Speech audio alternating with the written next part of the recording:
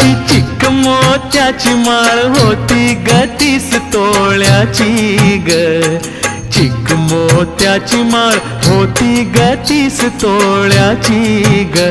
जसा गणपतीचा गोंडा चौरंगी लाल बावटा ग, गणपतीचा गोंडा चौरंगी लाल बावटा ग.